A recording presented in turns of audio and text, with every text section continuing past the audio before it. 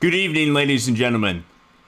1890, 1899, 1900, 1916, 1920, 1941, 1947, 1949, 1952, 1953, 1955, 1956, 1957, 1963, 1965, 1966, 1974, 1977, 1978, 1981, 1988, 2017, 2018, 2020, 2024, and now 2025.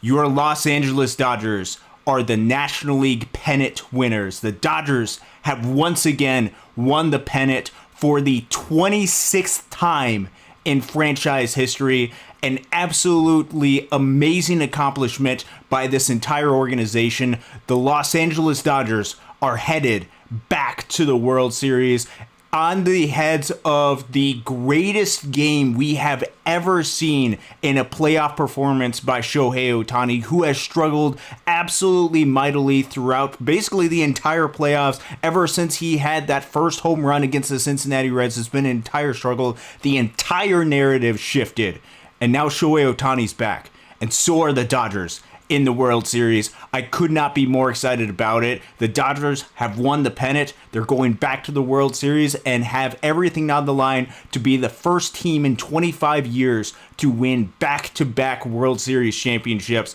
It could not be a more exciting time here in Los Angeles, here to be fans of the Los Angeles Dodgers. Tonight, it is absolute privilege to be your host this evening and just be in a state of celebration with all of you. Casey, as I think he mentioned on the show yesterday, was going to be at homecoming at Oklahoma State. He was busy tonight with all of it, so I got shifted to be the host tonight, and it is an absolute privilege to be able to do that. My name is Austin Brubaker. For those of you who do not know, I am one of the many co-hosts, and I'm joined by another co-host of mine who I do not have the title script below because we have not done a show together, and I have not had the chance to be able to get any of the title scripts underneath his name, but I'm joined by Mark Watkins, who it's an absolute privilege to be able to interact with you. Mark, the Los Angeles Dodgers are going back to the World Series. They have won the National League pennant. Man, how are you feeling right now?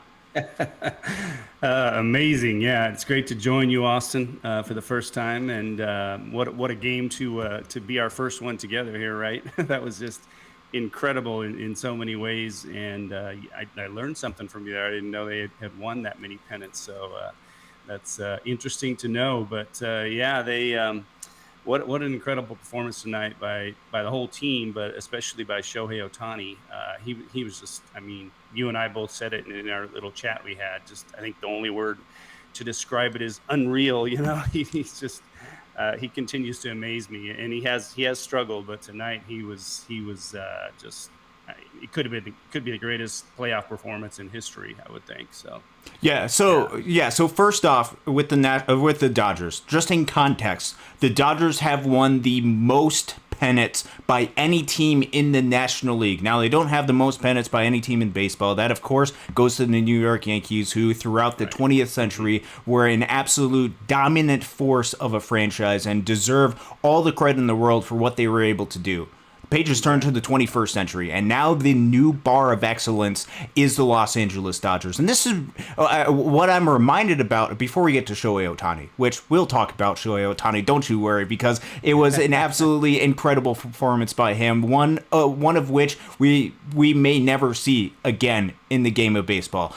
But with the Los Angeles Dodgers, this is built upon a foundation of excellence that goes back 2 years. Yes, we all know the Los Angeles Dodgers have been historically good for the past decade, winning the National League West 12 of the last 13 years. But this goes and dates back before that, with the foundation of what they did, building upon excellence, doing some of the small things right for years for now, talking about dating back to the minor leagues and doing things right to build a foundation at the minor leagues, to build a system of development to where, yes, they spend a lot of money, but they also are able to develop players that they can go ahead and trade and utilize in different trade pieces. And for those individual players, this is one of the few organizations that treated those individual players right for years, which built a foundation of excellence. And that foundation of excellence has led to on-field success excellence for the regular season. And now they have a chance to not just build upon regular season success, which can be a lot easier to attain as opposed to postseason success. They can now build upon these foundations of excellence that they have built for the past decade and a half to 2 decades of excellence and build a postseason juggernaut, which is exactly what they're doing right now. The Dodgers seemingly are a postseason juggernaut. They swept the 2-game series against the Cincinnati Reds. They won 3 out of 4 against a really, really good Philadelphia Phillies team. And then a 97-win Brewers team who is a lot better than what they showcased these past 4 games. They stood absolutely no chance against the Los Angeles Dodgers. This has been an absolute run of excellence for a long time for this organization. Yeah, great points there. I mean, they have such a proud history, and they've been a pioneer in baseball in so many different ways. Obviously bringing in Jackie Robinson, the first black player, the first Japanese player coming here, and they've just paved the way in so many different ways. So definitely a proud history for this team, and they're on a roll now. And I mean, the word dynasty at one point was kind of thrown around for too often for different teams, but the Dodgers, I mean, they're looking like they could be skirting that area, getting to where they're that dominant, and they've just raised their play to a new level this postseason. Casey and I talked about it on our podcast, how they were kind of took us on a roller coaster ride this season, and they were just kind of up and down and inconsistent in a lot of different ways. And I think it's just human nature to not be as motivated, when you're as good as they are. And they obviously had a lot of injuries to overcome this season too. But once the postseason started, they just raised their game to a different level. And obviously, what are they, 8-1 now, and they're just rolling, and they're doing all the little things that it takes to win games, a lot of things that they weren't doing during the regular season, I believe. Just that winning the close games, making great defensive plays, making heads up plays on the bases, and they're just doing everything that it takes to win and winning games in different ways. So it's been just incredibly impressive and fun to watch as a Dodger fan.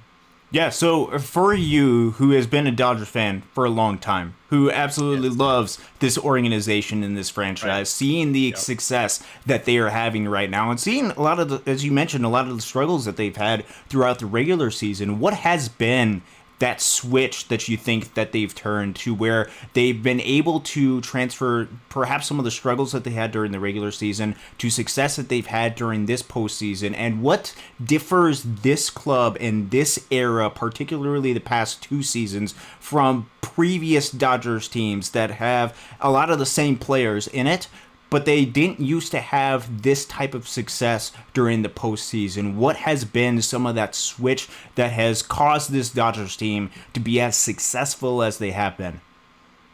Well, I think they just have such a really good mix of good veteran players who still are very talented, and some young players coming up too. And these players, they've always been high performers, and they've kind of, I wasn't sure they're going to be able to do it, but they kind of, in a way, flipped a switch when the postseason started, and they're just ultra focused. They just get into that mode where they're ultra focused and ultra, on the task at hand.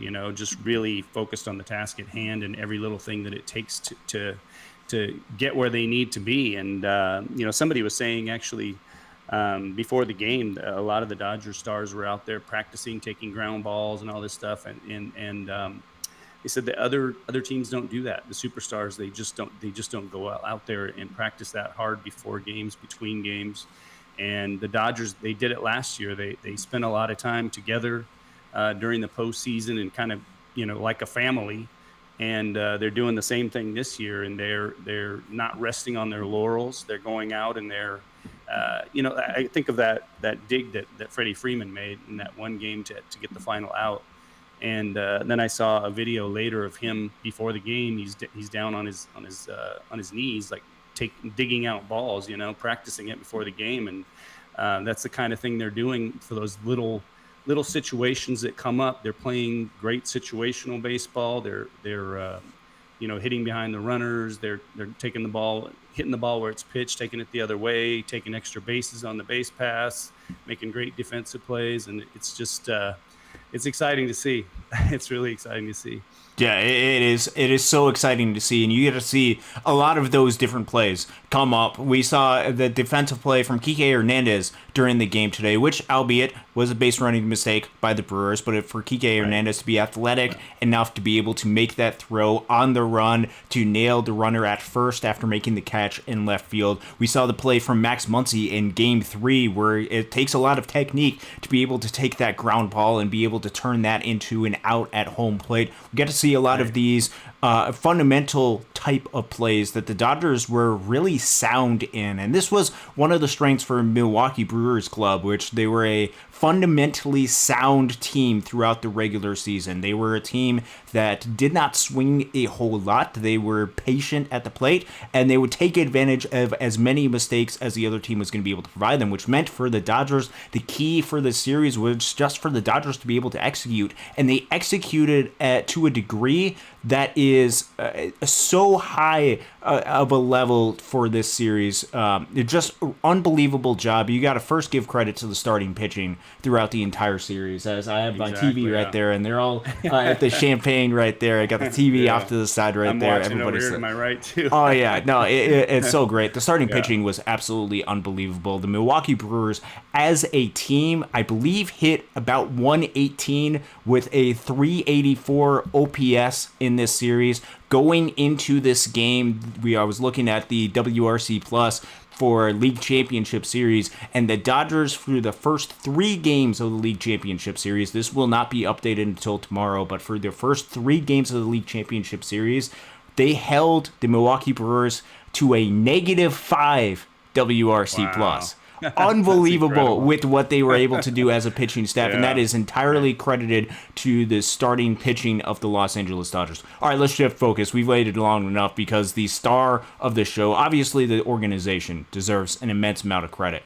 But in this game in particular, there's one player that stood out about the rest, and it was Shohei Otani. And let's talk about what exactly went on with Shohei Otani, because we got to see Shohei Otani hit a 3-home-run game in an outing in which he went 6 scoreless for the Los Angeles Dodgers. Let's look at his pitching line first before we talk about the offense. Pitching line for Shohei Otani during the game today: 6 innings, just 2 hits allowed, 3 walks, 10 strikeouts, a 10 strikeout performance in 6+ innings for Shohei Otani on the mound. That would be impressive enough. That would be amazing enough. Even if he, when he went to the plate, struck out each and every single time, he would still be more than making up for everything that he is doing on the mound. But that was not it alone. Shohei Otani went out and had a 3-home-run day. We do not have any of the video for it today, but if you have not seen the video of especially the first 2 and especially the second home run that Shohei Otani hit today, absolutely majestic shot for him. Just talking about context of postseason history, and this is the research that I have. There's a little bit of conflicting research from what I'm seeing online and what I'm seeing through StatHead. As far as I am aware, and you can take this based on what I'm seeing, Shohei Otani just hit the 13th 3-home run game in postseason history, and where I'm getting that is 1926, Babe Ruth hit one. 1928, Babe Ruth hit one again during the World Series that year. Bob Robertson in the NLCS in 71, Reggie Jackson 77, George Brett in 78, Adam Kennedy in 2002, Adrian Beltre in 2011, Albert Pujols in the World Series in 2011, Pablo Sandoval in 2012, Jose Altuve 2017, Kike in 2017, CT3 Chris Taylor in 2021, and now Shohei Otani in 2025. You combine his 3 home run performance that he had today with the 10 strikeouts of 6 scoreless innings for him.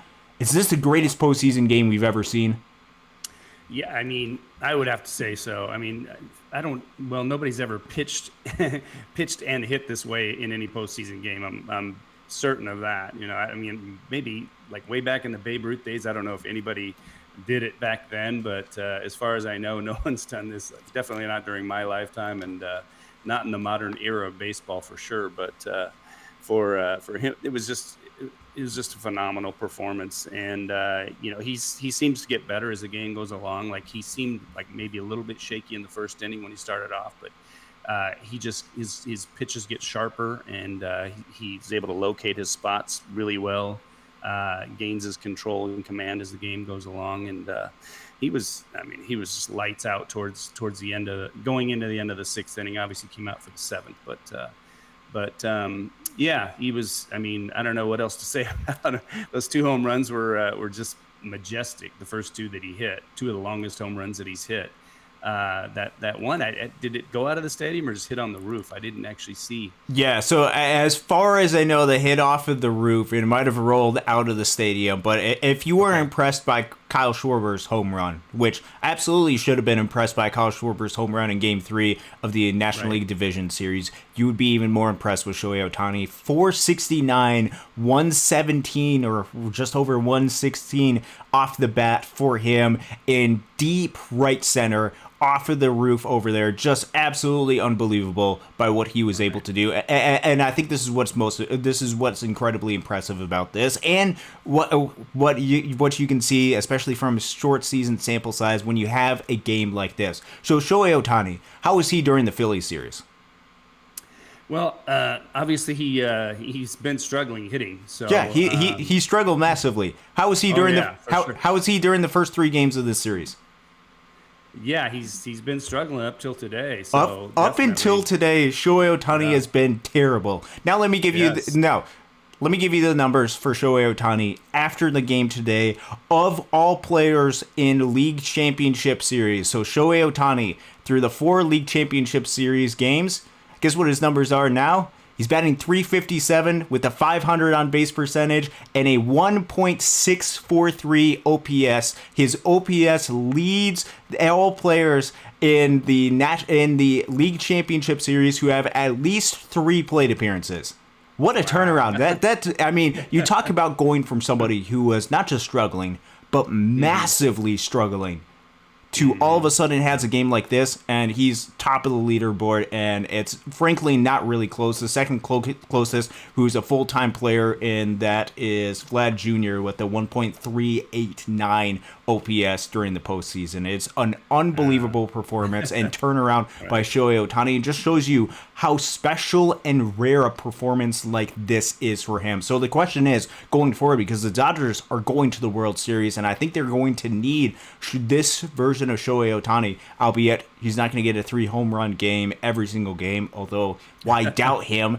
They need him to get rolling a little bit. Is this the start of him finding it? Has Shohei Otani found it? Or do you think the week off or so is going to cause him to potentially get out of rhythm, or perhaps this entire team to get out of rhythm a little bit? Well, I mean, you never know, but I suspect that he's kind of came out of his slump. Sure looked like it tonight, and I think he'll continue to roll. And the Dodgers, one thing they did last year is between these series, when they have a long layoff, they play some inter squad games and things like that. So I think they'll do that, and it'll keep them sharp. And so I suspect that Shohei will keep it rolling, and hopefully he will. And getting back to what you said earlier, I mean, the starting pitching deserves like huge kudos. They've just been phenomenal for about the last month, the end of the regular season and into the postseason. I mean, their numbers have been sick, so to speak. They deserve a lot of kudos. And another point I was going to bring up too is that the advanced scouting for the Dodgers and the whole strategy that they bring into games, both pitching and offensively. I think that's a really big factor in these playoffs too.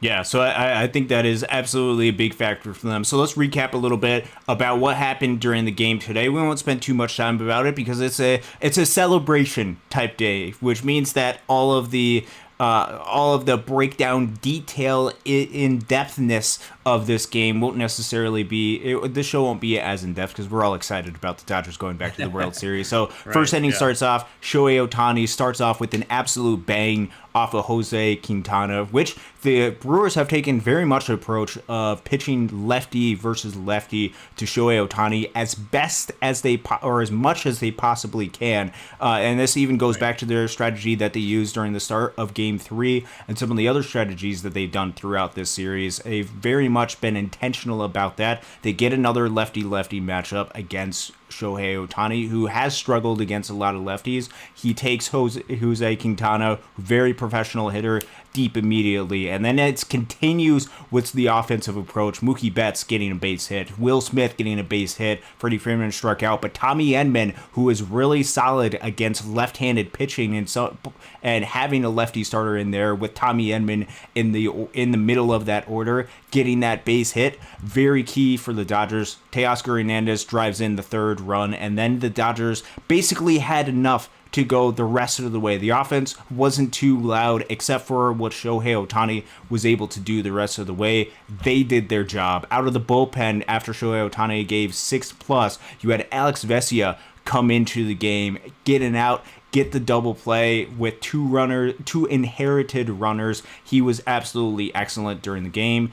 Blake Trinan, a little bit shaky, didn't have complete control of all of his stuff. He faced 3 hitters, got one of them out. Then Anthony Banda came in and finished the job during that inning. And then Roki Sasaki, who continues to be incredibly impressive as a player, comes into the game, is able to get 3 outs, and the Dodgers are the National League champion. They just won the pennant right there. So a lot of good performances. What were some of the things that perhaps you took away from the game today from some of the players not named Shohei Otani, or from just this overall series and observations that you've noticed about where the team is at overall?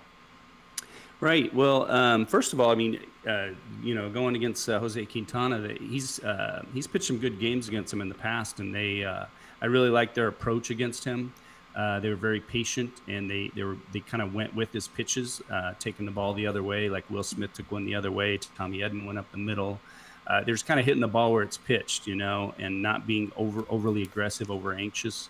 And they had a really good game plan against Quintana, and they executed it really well. And getting those 3 runs early, I think that was huge. I think that kind of demoralized the Brewers even more than they probably were after losing the first 3 games of the series. So, the mental side of the game, when you're already down 3-0 in the series and you come out and they put 3 runs on the board quickly, that can definitely be demoralizing for a team. And the Dodgers, I mean, they pretty much dominated them in this series. The people were talking coming into this series. People were talking about, oh, the Brewers are 6-0 against the Dodgers this year and all that. And yeah, they were, and they had a good season. They played well. They're a tough team. They do a lot of things well. But they caught the Dodgers when they were kind of down, I think, during the season.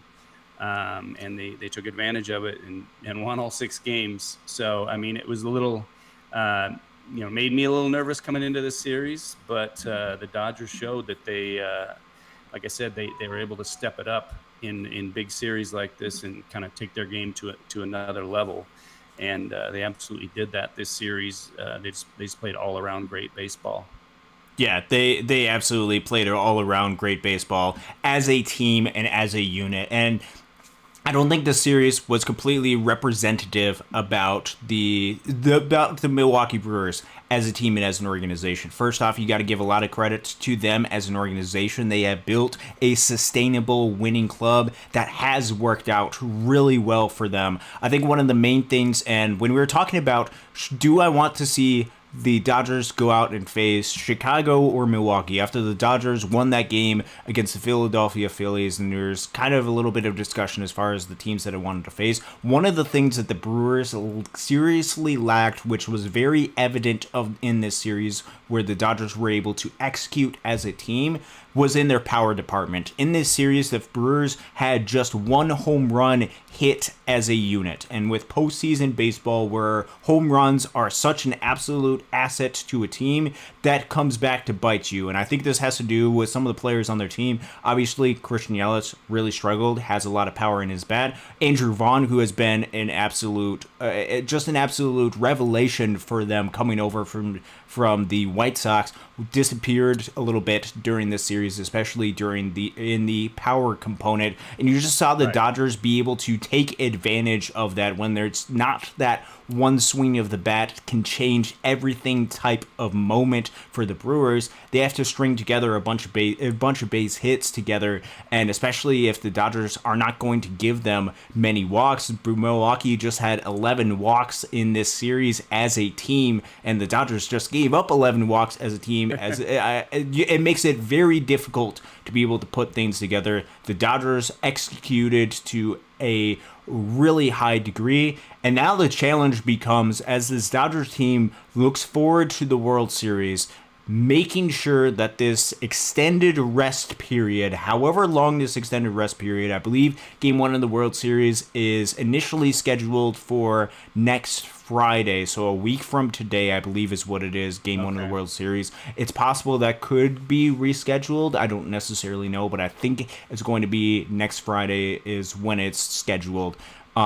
There's an extended rest period that you have, which we have seen in years past. And I know this from here in the state of Michigan.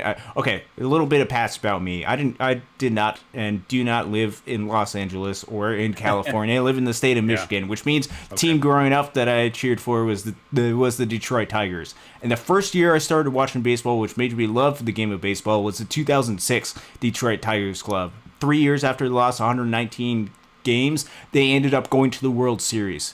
The problem with them is they swept the Oakland A's in 2006, and then they had to wait a week. And this was an inexperienced Tigers club. They had some guys that had experience. Pudge Rodriguez was behind the plate, Maglio Ordonez, but they did not fare well after a long layoff. 2012, the Tigers go to the World Series. The 2 times I've seen the Tigers go to the World Series. Again, swept the championship series, this time against the Yankees. Then they did not fare well against the San Francisco Giants in 2012 in the World Series. They got swept during that series. And we've seen this on a lot of different occasions where the team that sweeps in the championship series struggles once they actually get to the World Series because of the rhythm that they have built over the course of the past couple of weeks gets interrupted. So as a team and as a unit, do you think the Dodgers, because of the postseason experience that they have, can make sure that the rhythm and stuff does not get lost during this extended layoff rest period going into the World Series? Because if you do not know, the Seattle Mariners won today. They're up 3-2, but the soonest series will be over will be at the end of the day, Sunday. It's possible that it could be extended until the end of the day, Monday, as well. That series is over. How can the Dodgers, as a team, as a unit, make sure that they are in rhythm, that they use this time to be able to get rested, be able to line up their pitching, but also make sure that they don't lose focus, they do not lose rhythm that they have gained over the past 2 weeks? Yeah, it's a good point. And by the way, I was rooting for your Tigers against the Giants as a Dodger fan for them to beat the Giants in the World Series. But unfortunately, that didn't happen. But yeah, I mean, it'll be a challenge for them. As they said, they need to play some inter-squad games and just try to keep as sharp as they can. One thing I was going to mention is it could be a scary thing for the teams they're going to be facing in the World Series, but the Dodgers really haven't started clicking offensively throughout the postseason. They're not like they're hitting, knocking the cover off the ball. They're doing what it takes to win games, and some of them are very close and very low scoring. Thankfully, Otani put a lot of runs on the board himself tonight, but yeah, they really haven't been hitting that well. They've been doing a good job of situational hitting and executing when they need to score the runs that they need. But overall, I mean, most of their hitters are not doing that great. Kike and Tommy Edman have been really good at the bottom of the order. But Pa has been very quiet. Otani's been very quiet. Some of the other guys have not really hit that much either. So, they really haven't put it together, surprisingly enough, even though they've They've been on this incredible run offensively, and you have to give a lot of credit to the starting pitching. And starting pitching's just been phenomenal, and they haven't allowed the other team to get in the game. The Dodgers score a few runs, and that's it. So I think in the World Series, hopefully the starting pitcher can keep it rolling the way that they have, and that'll be the X factor, and the offense will at least score enough runs to win that series. So but it's a good point. Hopefully they can keep it sharp and at least provide enough offense to overcome the other team in the World Series. So do you think this rest period is going to be because the Dodgers have not been clicking as an offensive unit? Do you think this is actually going to be, weirdly enough, a good thing for the Dodgers? Or do you have a little bit of concern that if they're not clicking right now and they're not getting the repeated reps, that this delay between when the championship series ends and when the World Series starts is going to be a little bit of a struggle to start to get things going, especially with the series with Toronto and Seattle, where it seems like they're scoring a lot more runs than what the Dodgers and Brewers were as a team and as a unit. Do you have any concern or perhaps a little bit of optimism going into this World Series for the Dodgers as an offensive unit? Well, I mean, every pitching staff is different. Obviously, the Phillies and the Brewers both have very, very good starting pitching.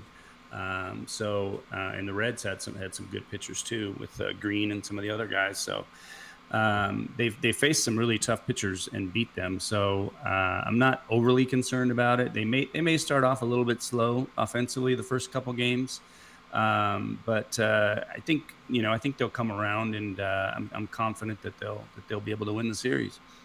Yeah, I couldn't be more excited for that. So just a little bit about what's going to be happening with the rest of the show. We'll get a few more minutes with Mark on the show, which I can't thank him enough for being able to be here on the show to be able to join in with this. We'll do a couple more minutes with that. We'll get into some of the comments. I'll also try to throw in the link into the description. We'll probably do that after Mark leaves, just to try to get things situated as best as we possibly can. From the technical side, remember, I'm not Casey. I don't have all the technical features that he has. So we'll go ahead and do that. We'll do a couple of minutes being able to interact with you guys, because especially with you guys who live out in the California area or have been Dodgers fans for a long, long time, to see your team be as successful during this extended period and run is so exciting for all of you guys. I want to make sure that you guys have the opportunity to be able to express that. And then after that, stay tuned, because later in the show, we're going to be going in a little bit into a deep dive about the potential World Series matchups, and I guarantee you we are going to be exclusive with some of these numbers that you're going to see, and a little bit of a deep dive into an understanding of either a Toronto versus LA World Series matchup or a Seattle versus LA World Series matchup. One of those two things is going to happen. We're going to be doing a breakdown and at least a little bit of initial guide that we'll be using over the course of the next week or so to be able to understand where are the strengths for the Dodgers and where are the weaknesses in comparing those two clubs. I have all those numbers ready to go. We'll be getting to do that in about 15 to 20 minutes or so. So Mark, just from your initial outset, because I know you've been paying attention a little bit, even if it's not watching each and every single inning, some of the games have overlapped, to the Seattle and Toronto series. Is there any one of those two clubs that you are, at least from the initial outset, without doing too much of a deep dive into it, perhaps wanting to see the Dodgers face a little bit more, either from a fan perspective, either from individual matchups or understanding where some of those players are? Or is it I don't care, I think the Dodgers can take either of them? I don't have too much of a preference. I don't think either one of them has a huge advantage over the other in terms of their pitching or their hitting. I think maybe Toronto has a little bit of advantage in the hitting side. But I believe that I have confidence in the Dodgers pitching staff that they can hold them down, when, if it turns out to be the Blue Jays the Dodgers play. But I don't really have a preference either way. And, as I said, I'm confident either way that the Dodgers will be able to beat them. So maybe I'm a little bit overconfident at this point, but the way they've been playing, and like I said, they haven't even started really I feel like they're not even clicking yet. So maybe they'll put it all together in the World Series and be even more impressive. Who knows?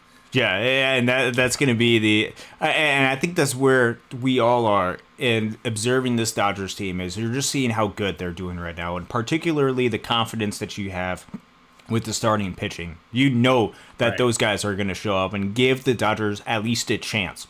And then you look at the Exactly. talent surrounding the offense, and you just see just how talented they can be, and how these guys are just some of these guys are just starting to click. And an understanding that even though not all these guys are clicking, you don't need all these guys to click when your starting pitching is producing. Now, will the starting pitching be as good in the World Series as it was in the Championship Series? It's very hard to say that they will because of how good they were. Remember, going into this game, Milwaukee had a -5 WRC plus as a team against the Dodgers pitching, which includes some of the bullpen pitchers that they're going ahead and facing. Right. It was just an unbelievable performance by the Dodgers during this series, which gives you all the confidence in the world going into this upcoming series with either Toronto or Seattle. So, final thoughts for you, Mark, as far as the overall series. Again, remember, this is not the end of the show. We'll give you guys an opportunity to be able to interact with the show. But for Mark, any final thoughts that you have, just overall summary of where you think this Dodgers team is at, and also,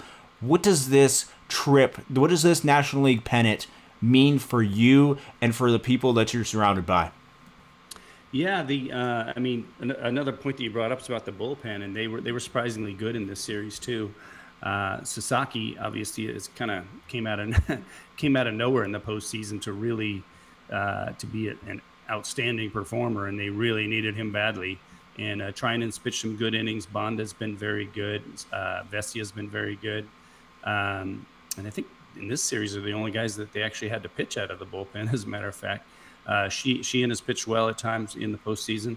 So, yeah, that was my biggest concern coming into the playoffs was the bullpen. I think pretty much everyone's biggest concern. Yeah. But they've actually performed fairly well, and Sasaki has obviously been a huge part of that. But going forward, I have more confidence in them going into the World Series, which is another factor, obviously. But yeah, what you mentioned about this pennant, I mean, it's huge. It's a great time to be a Dodger fan right now because this whole organization from top to bottom, there's a lot of talk right now. Oh, they spend so much money and all that, which there's obviously they do.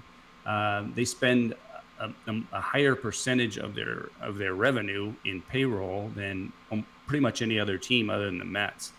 A lot of teams spend a lot less than 50% of their payroll or their revenue on payroll. The Dodgers spend last year they spent over 70% of their revenue on payroll. So yes, they make a lot of money as a team, but they spend a lot of money as a team. They invest it in the players and in the organization. And so you have to admire the ownership, the way that they're doing things from the top to the bottom, the front office, the way that they've built this team. And this organization and the coaching staff, as I mentioned earlier, the scouts who have been, drawing up these game plans, doing the advanced scouting. I mean, they all deserve credit for where this team is at and what they've done. So it's as I said, it's a fantastic time to be a Dodger fan right now. It is an absolutely incredible time to be a Dodgers fan. You mentioned the organization. There are so many people. Obviously, the players on the field are the ones that are going to get the highlights and the attention, and they're the ones that actually execute on the field in order for this team to be as good as they possibly can be. But there's a lot of people behind the scenes that go up and down the organization that have put so much time to building this foundation, to making this team as good as possibly can, and to building a foundation to where this team has the chance to become a dynasty, to do something that hasn't been done in 25 years and go back to back, to be a team that is consistently going out there and winning each and every single year. It is a testament to everyone surrounding the organization, what they've done, as well as the players who go out there and actually execute. So it's also a credit to the Dodgers fans who have gone out there and supported this team, this organization for as much as they possibly can be. Yes. So, Mark, it's been an absolute pleasure to be able to interact with you. I think this is our first time. We were talking about this just shortly before the show. This is our first time actually being going ahead and interacting face to face individually. This will not be the last time that we'll be interacting. I couldn't be more excited about this to talk about the World Series. I don't know necessarily. I'm gonna have to talk to Casey, who, by the way, Casey, if you were not here at the start of the show, is off. He's at homecoming with Oklahoma State, so he's been going out and doing that. But there's gonna be more shows that we're gonna be having. I don't know what the World Series schedule is necessarily gonna look like, but we're gonna have plenty of coverage, and we're gonna have unique coverage that you're not going to see anywhere else, particularly when it comes to stuff like the off season and making sure that you have all the information that you could possibly handle about the off season. And before that, and towards the end of the show in about 10 minutes or so, we're going to be doing a deep dive into who actually should be the team that you as a Dodgers fan should be more concerned about, either Toronto or Seattle, based off of the numbers, both during the actual regular season and based off specific players that are on the roster. We're going to be going through that. So, Mark, can't thank you enough for being here to join on the show. I know we tried to get you on the show yesterday, but we were able to get you on the show today, and I think today is a little bit sweeter. Yes, it was great joining you, Austin, and looking forward to hopefully doing it again. It was a lot of fun, and as I always say with Casey, I could talk Dodger baseball all day. So it was great to join you, and I appreciate all the fans who are watching and listening, and looking forward to having you all join us during the World Series for our podcasts. That is absolutely right. We will continue to have coverage. Mark will be back with us as I switch over to the solo cam over here. So I couldn't be more excited about what's going on for the Los Angeles Dodgers going forward for them. It's going to be a great run for the Dodgers. We're actually going to go ahead. Let's actually get into some of the comments section right now, and then I'll put the link to the chat once Mark is able to leave the chat in just a minute. We'll go ahead and get to the comments section really quick just to see where you guys are at. And I want to make sure that you guys are enjoying this as much as we possibly can. Thank you to Steve Nav for being able to join us. Jeff, Dodgers win. Shohei Otani, greatest single performance in any sport ever. It's just unbelievable performance by Shohei Otani, being able to be here for the Dodgers and just go out there and just put on an unbelievable record-breaking performance for him. Let me go ahead and copy this link right here. I actually don't necessarily know how I'm supposed to do this for the actual link, so we'll go ahead see if I can do this really quick. I apologize for this. I know Casey mentions oh man, look at all the technical stuff that's going on, a little bit janky with this, and it's a little bit janky and stuff. I'm not sure exactly if we'll get to the being able to get people onto the show necessarily tonight. I got to work out all the details and stuff as far as all of that. Actually, let me go ahead and set up new Google Meets in just a second. But let's go do a couple more comments. AM Sanchez, thank you very much. 4 more wins to go for the Los Angeles Dodgers, and then they will be they will be World Series champions again. Jeff says, I would have to say Otani after that performance. CNF, who's the MVP, talking about that. Al Minerva, thank you very much for joining us. He looked better last game, hard to hit. And then the triple, and then he had a single. I knew it, never doubted the great Shohei Otani, what he's able to do. So let's go ahead. Copy this link in for you guys so you have an opportunity to be able to interact with the show if you guys want to. It won't be actually being on the screen during the show, but the link should be in the comment section right now if you want to join in on the show and be able to interact with me.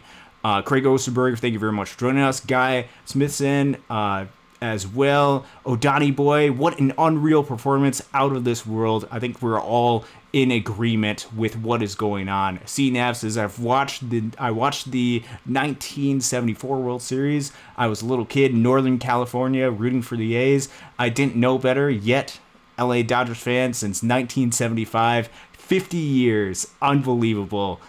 Great stories, and that's what I want to hear, is especially the stories about people who has been Dodgers fans for a long time. Just what does this team and what does this winning of the pennant actually mean for you guys? Bruce Davis, thank you for joining us. Hi, Austin, everybody. Great win. We're going to the World Series. Let's go Dodgers. Absolutely. Let's go Dodgers. Back to you. Let's see. Justin Lamas joining us. Chuck Huddleston, thank you very much for joining us. Justin Lamas saying, let's see. I don't know what's going on with my screen really quick. What was going on right there? But we're going to go ahead and admit over to Bruce Davis, who's joining us. Bruce, thank you very much for joining us. I got to work on figure out what's going on with my video capture screen, but you are on the screen with us for Dodgers Dogs as part of the Dodgers Daily Network as I try to get the videos, capture things going. Bruce, how you doing, man? Dodgers going back to the World Series. Yeah, actually, I'm very happy, that they're going back. I was really amazed by just the pitching. Literally, I've just been thinking about this. I do have worries sometimes. And when people say the Dodgers, like maybe our Dodgers don't worry about whoever they're playing, I get it, but I do as a fan. When, the way we were coming in, I literally did not know we were just going to come in and start playing like this, but I'm happy. I hope it continues. Whoever we play, Mariners, which I hope we play. I'm glad that Otani broke out. And I mean, what a amazing home run. TBS, their camera, I don't know if it went out or not, but if it did, hey, I'm glad, I'm happy. I really am. I'm really happy that we're going back. And I did have my doubts this year, Austin, the way we played. And I get it. Regular season is not obviously, I've had to learn that myself, that just because we have guys in the regular season, that doesn't mean the guys that are on in the regular season are going to be on the roster. Again, I hope we go for this. We got 4 more wins. Card team that everybody doubt us, and probably still doubt us, but they better not doubt us anymore because we're kicking people's asses. I'm sorry, Austin, but that's how I feel. No, it is unbelievable what the Dodgers have been able to do, and just the switch that they've been able to have in this postseason to be able to go on this run to where they've won. What is it now? 9 out of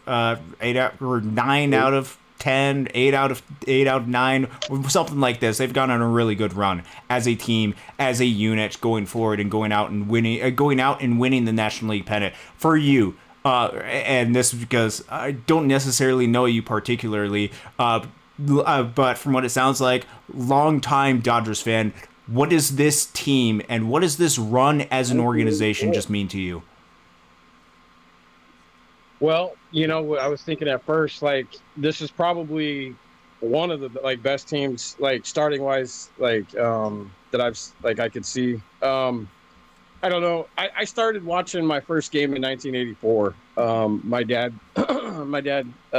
had been a lifelong Dodger fan back in 60s when they had first came here to LA. But 1984, I've been watching them since, and I believe, all right, because I didn't believe in Gomez or and Friedman, I trusted in, but Gomez I was kind of But he said, and Friedman said, this team, literally on paper, is better than last year. And I have to say that they're right, and I'm wrong because I didn't feel that way. I did not know, Austin, that this team was going to pitch like this. I'm not saying that they couldn't. I'm not saying they couldn't be dominant, but what I believe, the way we had ran ourselves in, just kind of cat and mouse to get ourselves into the playoffs, and I get it, team's got to get hot. And it don't matter if it's the 6th wild card, if we're the 3rd seed that won our division. All right, we were in the wild card round. We're in the World Series now.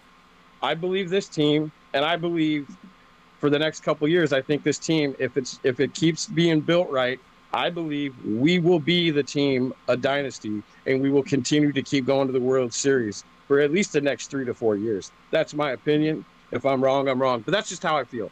Yeah, it is they have built an absolute juggernaut with what they have, and they have all the pieces going together at the right time. I think this was something, especially when you look at the starting pitching staff, where throughout the course of the regular season, they were not completely healthy. Remember, Blake Snell was out for a good chunk of the season. Tyler Glasnow was out for a chunk of the season. Shohei Otani did not start the season starting on the mound. You had a lot of pieces, especially from that side of the equation, that weren't necessarily there, which means they had to mix and match different pieces, which there can be a lot of frustration, especially during the course of the regular season, where there are periods of extended struggle, where the Dodgers do get swept by the Los Angeles Angels twice, and they got swept by the Pirates, and all these things seem to not be working together. But I think the Dodgers, as a team and as a unit, understood the big picture of where things were at as an organization, and what was actually necessary to go out and win a World Series championship. And now it's the best case scenario for their starting pitching staff is everybody that they could want healthy is healthy, to the point where they don't know what to do with some of these guys, like an Emmett Sheehan, who they had to fit as part of the bullpen, to a Clayton Kershaw, who had a good regular season but doesn't even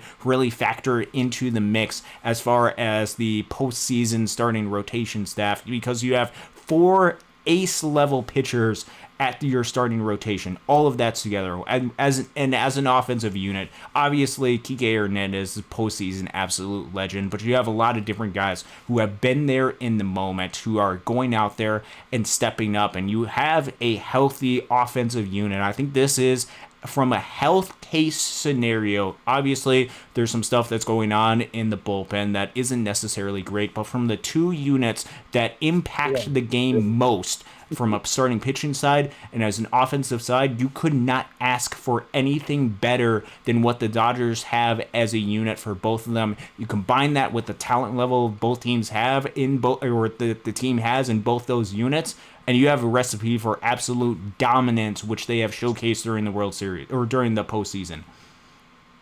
And don't forget the youth. Like, listen, I get it that Roki is our closer for now. He's going to change next year. Somebody else is going to have to step up. All right, people that we bought need to step up.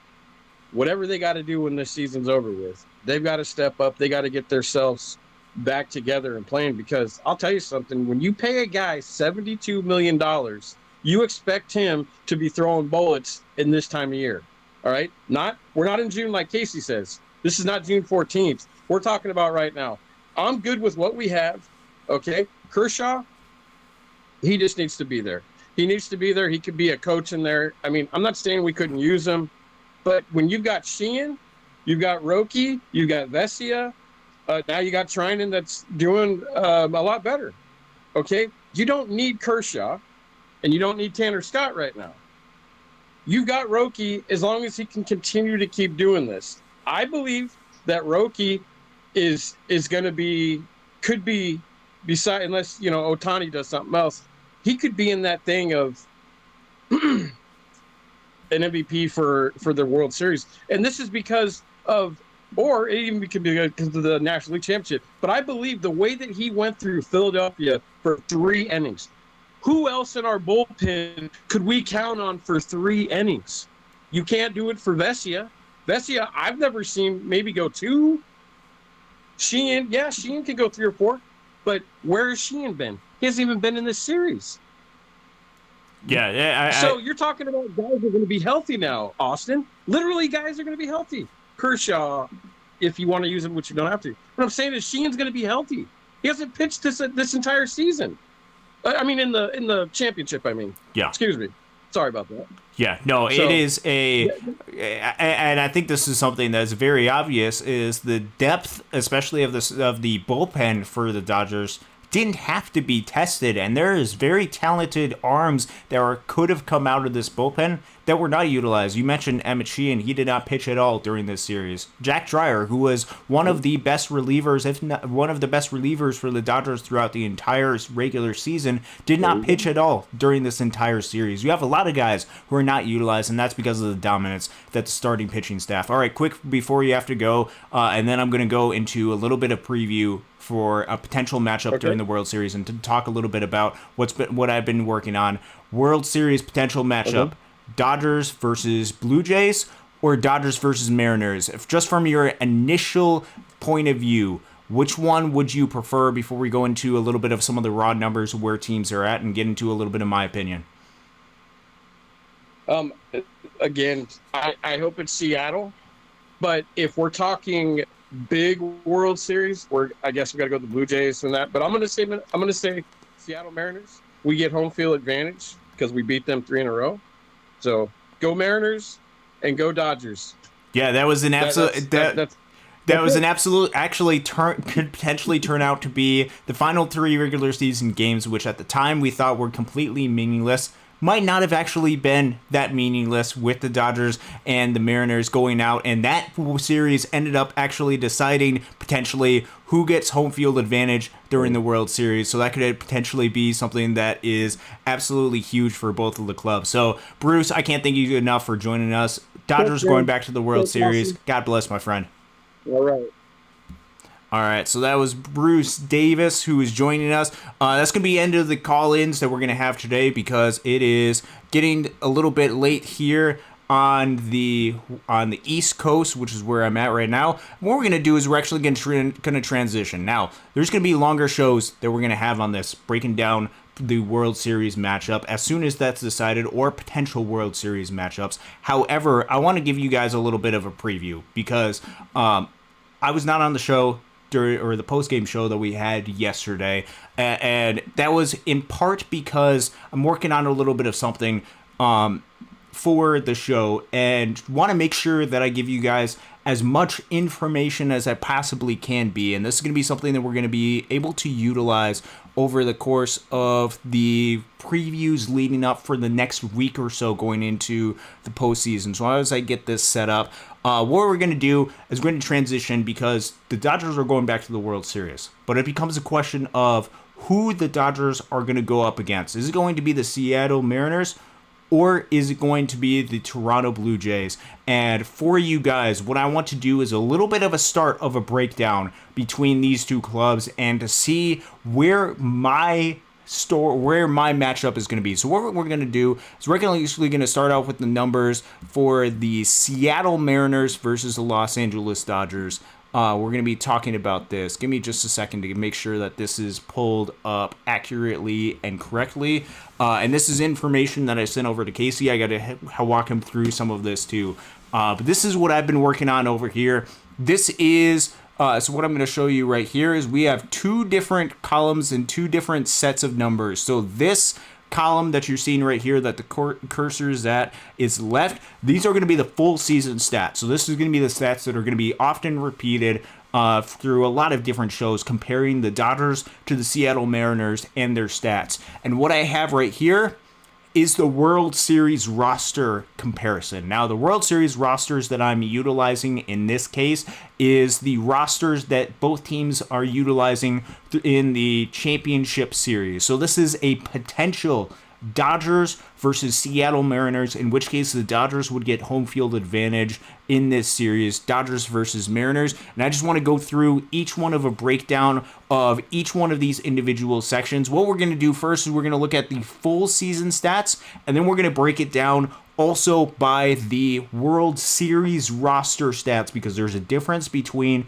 the full season, which includes, for example, with the Dodgers, stats from players like a Michael Conforto or a Buddy Kennedy or some of these guys that didn't make it or aren't going to make it onto the World Series roster, versus players that were not part of that roster and just players that you have to worry about as a team, as a unit. So on the full season, looking at both of these two offensive units, the Dodgers have a slight advantage in a lot of these offensive categories, leading in batting average, leading in on-base percentage, slugging, tied in WRC+, but the Dodgers and most of the units led in a lot of the results section of the offensive component, looking at what actually happened. In addition, with the expected statistics, Dodgers were leading in a lot of those different units as well.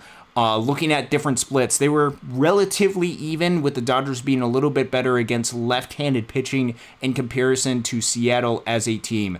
Power components, the Dodgers again had a slight advantage over the Mariners. More ISO, more home runs, a little bit higher barrel percentage for the Dodgers.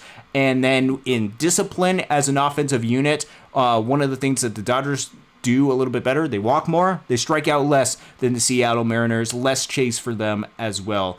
Defensively, and this is where another case for the Dodgers, if you're comparing just the overall stats for the Dodgers have a better defense than what the Mariners have. And so this first one is looking at an average between defensive runs saved, out above average, and fielding run value. Dodgers much better than the Seattle Mariners in that. You look at defensive run saves, Dodgers 67 over the course of the year, Mariners just 9. Outs above average, much better for the Dodgers, and same with fielding run value. So the Dodgers have an advantage, a little bit of advantage overall as an offense, as well as a defense. And then base running, where you can start to see some of the advantage for Seattle come in. 161 stolen bases on the season versus just 88 for the Dodgers. Base running definitely leans more Seattle's way.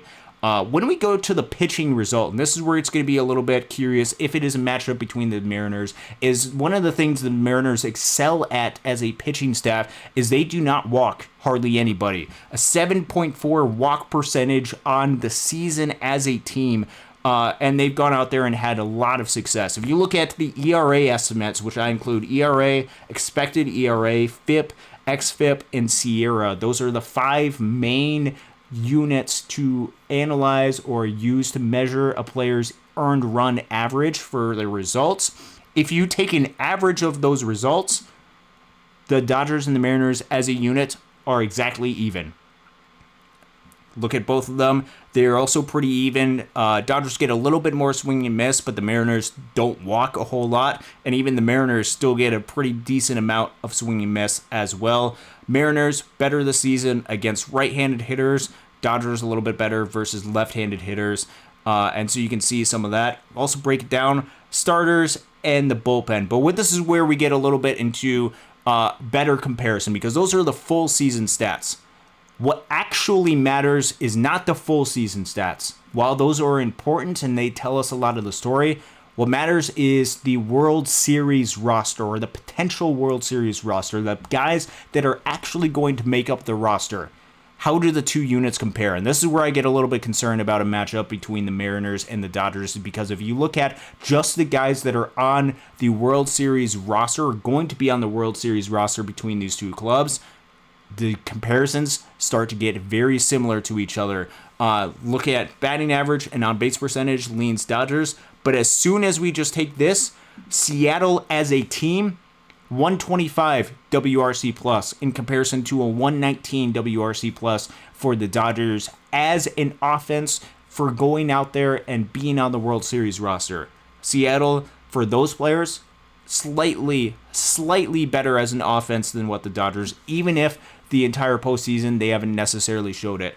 Expected stats still lean the Dodgers. The Seattle Mariners, they have really good splits, both against right-handed pitchers and against left-handed pitchers. 126 as a unit against righties, 123 versus left-handed pitching. Power, if we're talking about comparing power to each other, that actually leans Seattle in this comparison. Dodgers are a little bit better at discipline, better at defense. Seattle's better at base running. Pitching is a slight advantage to the Dodgers, which we'll get down into a comparison of starters versus relievers. The starters for the Dodgers, you look at this, a 3.03 or ERA average as a unit versus a 3.69 for Seattle, a 2.68 ERA for the 4 starters, Yamamoto, Snell, Glasnow, and Otani, versus a 3.75 for Seattle, which does include Bryce Miller's numbers as a unit, which he has struggled a little bit more this season.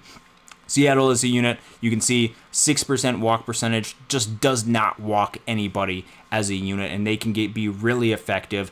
And then the bullpen, comparing the two bullpens between the two, it is an advantage a little bit more for Seattle as a unit.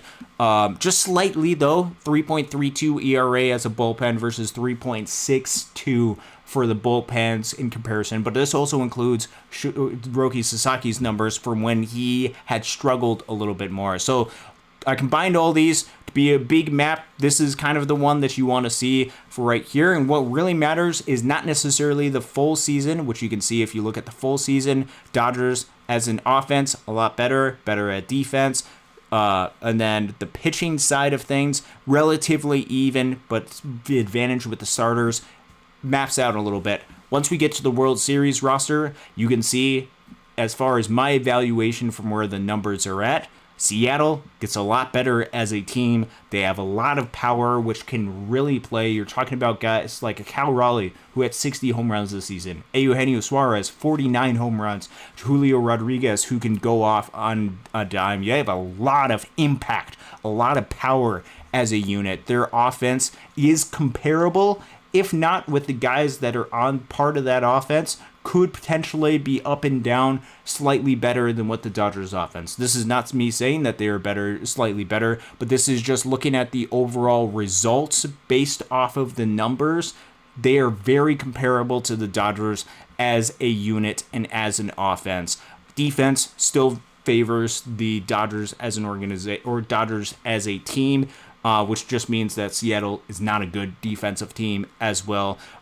Overall, on the pitching side, the Dodgers have a big advantage, although the Mariners have good starting pitchers. The Dodgers have a big advantage in the starting pitching realm, but the bullpen favors Seattle. So there's a lot of back and forth. And if it is a series between Seattle and the Dodgers, I would not expect the series to turn out exactly like some of the series that the Mariners have played, where they really struggle as an offensive unit. I think they can strike incredibly quickly as an offense, and I think that especially the power component that they have kind of scares me a little bit.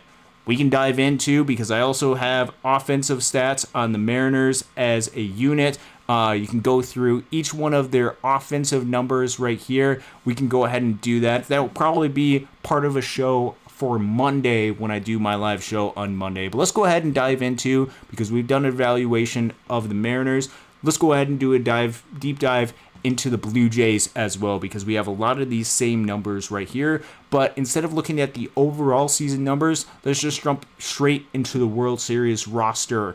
Did the exact same thing. The Toronto Blue Jays, which are on the roster for the championship series, and use that as their World Series roster. Now, granted, Bo Bichette is not currently on this roster, so some of these numbers might be improved after this, in which case the numbers would be adjusted if he is on the World Series roster, which if it's Toronto, I might anticipate that. I don't necessarily know his status, but looking at the players that are on the roster for the Toronto Blue Jays as a unit, Dodgers 119 WRC plus as a team, 111 for the Toronto Blue Jays. Advantage as an offense for results. The only result in which Toronto is just very slightly better than the Dodgers for the World Series roster is in batting average.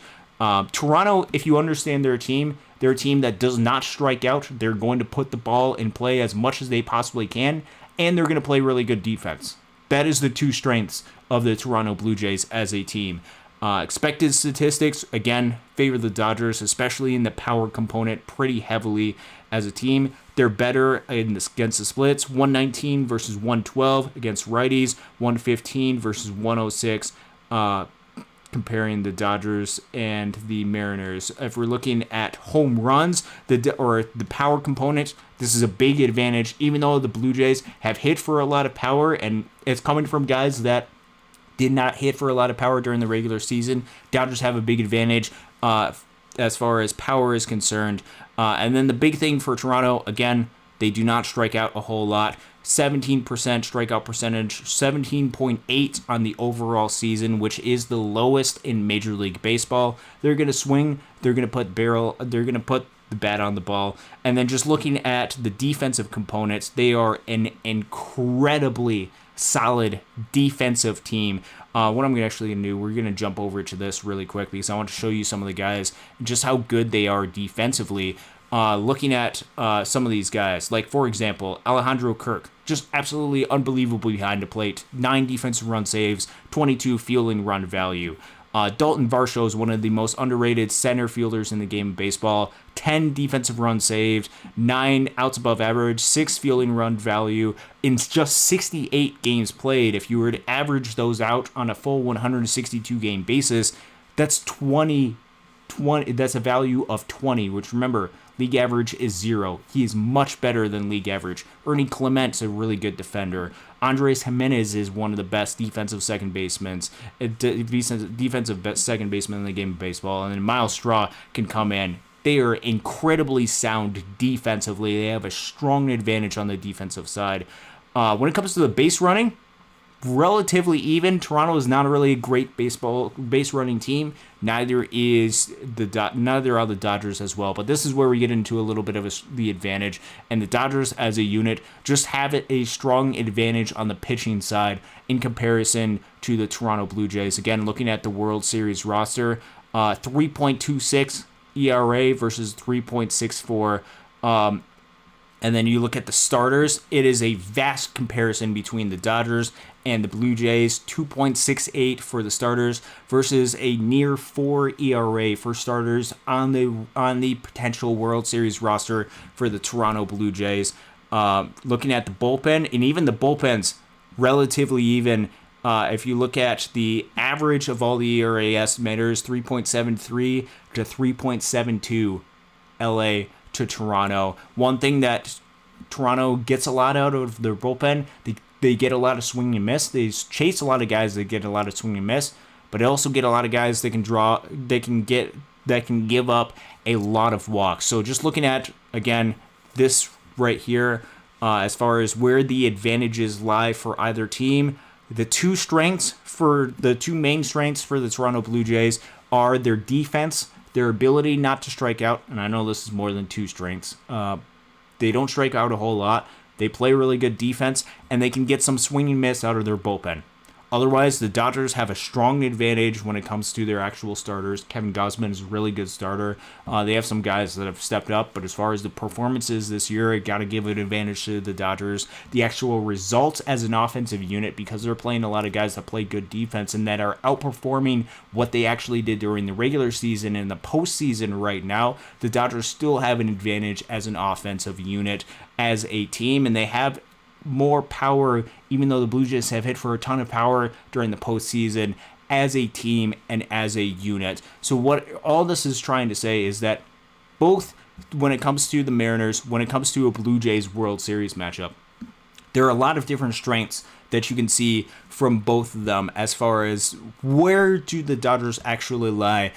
For me, at least from looking at the numbers, honestly, and this comes from somebody who lived in Washington for a couple of years, but is speaking for somebody who wants to go ahead and see the Dodgers go out and succeed, I think the better matchup for the Dodgers actually is a matchup between the Toronto Blue Jays and the Los Angeles Dodgers. Specifically, if you dive into some of the numbers, albeit they're hitting out of their mind right now during the postseason, but I think the Dodgers, and this is especially if there is some extended injury to a guy like George Springer, who I know was on the Astros, but I do not wish any sort of injury to him. If he is out for any extended period of time, I think that's going to do some ill will for the Blue Jays offense, because he's one of the main power components as part of that lineup. Whereas with Seattle, I think there's a lot of different guys and a lot of different matchups that they can do really well. Look at this lineup that the Blue Jays can have against right-handed pitching: Arozarena, Raleigh, Julio Rodriguez, Jorge Polanco, Josh Naylor, Eugenio Suarez, and Dominic Canzone. All of those guys had a 123 WRC plus or better against right-handed pitching. Against lefties, Cal Raleigh mashed. Jorge Polanco absolutely mashed. But there's a little bit less in there to where it could be a little bit of an advantage versus left-handed pitching, especially towards the bottom of the order. But you have a lot of guys who have done really, really well for the Seattle Mariners as a unit and as an offense. And then just as the Mariners go as a pitching staff, have a lot of different guys who can pitch incredibly well. One advantage that the Mariners matchup would have for the Los Angeles Dodgers, just 2 lefties coming out of the bullpen. Gabe Speier and Caleb Ferguson, which means the game plan of what they would do perhaps could be very similar to what the Brewers did with Aaron Ashby. It's throwing out a lot of openers to try to get as many lefty looks as possible. If it is the Seattle Mariners, Shohei Otani get introduced to your best friend, Gabe Speier, because he's going to be the guy that's going to be facing him at least once every single game during the course of that potential series. But there's a lot of good stuff that it can be seen from the Seattle Mariners club. And same thing with the Toronto Blue Jays. They're both sound units. But I think what can be taken away from this is the Dodgers as a team, I think, have the overall better club, even if with the Mariners there's a little bit less areas of great dominance over them. I think the strength of this Dodgers team is the starting pitching staff. They also, when comparing both of these clubs, have been there before. And I think experience is going to really help as they go into this break, going into this matchup with either Toronto or Seattle. And I think that's going to do absolute wonders to them as a team and as a unit. And I think that's also going to be something to where the Dodgers as a team, because of the experience that they've had, are going to go out there and know how to handle each one of these moments going forward. And whether it is the Mariners or whether it is the Toronto Blue Jays, I think the Dodgers are going to be prepared. They're going to have about a week or so to be able to go out there and relax, rest, and prepare for at least four more games to try to go out there and win back-to-back World Series. It is an absolute joy to be able to watch this team, watch this organization be on an absolute roll as a team and as a unit. This is one of the most historic teams that we've seen in Major League Baseball as an organization, and we get to see one of the best individual performances of our lifetimes in Shohei Otani. 6 innings, 10 Ks with 3 home runs, just one of the absolute rare occurrences in a postseason game or even in a regular season game. Shohei Otani hitting 3 home runs. But you combine the pitching dominance that he had. The Dodgers went out there and just swept the Milwaukee Brewers to win their 26th National League pennant. And now they have a chance to go out there and win back-to-back World Series. It is a absolute joy to be a fan of the Los Angeles Dodgers. It's been a long show. I hope you guys have enjoyed it. We will have more continued coverage for the World Series coming up. I obviously gave you guys a little bit of a sneak peek and preview of what I've been working on. If you enjoyed a lot of this coverage or want more information, let us know down in the comment section, not in the comments of the live chat, but in the comments of the actual video. I'd be happy to give you more information about what's been going on, about the method that I use, or perhaps if you're curious about some of the numbers and stuff and want to do a little bit of a deep dive, this is exclusive comparisons that we have here at Dodgers Dawgs, and this is also a little bit of a sneak peek preview of stuff that's going to be coming out during the off season that's going to be unique in comparison to everybody else, which I couldn't be more excited about. Been spending a lot of time working on each one of these, and I think it's doing our due diligence because you guys deserve excellence, and we're trying to be able to provide that for you guys. Casey will be back with the show at the very least on Sunday, I believe. I don't know if there's going to be a show tomorrow or not. We'll try to figure out what's going on, but it is 1 a.m. here on the East Coast, which means it's just about time for me to fall asleep. I'm about falling asleep on the show right here. Actually, not really, because I'm excited because the Dodgers going back to the World Series. Thank you guys so much for tuning in. We will be back soon with coverage and previews of the World Series because the Los Angeles Dodgers are back. Thank you very much for tuning in. God bless, and go Dodgers.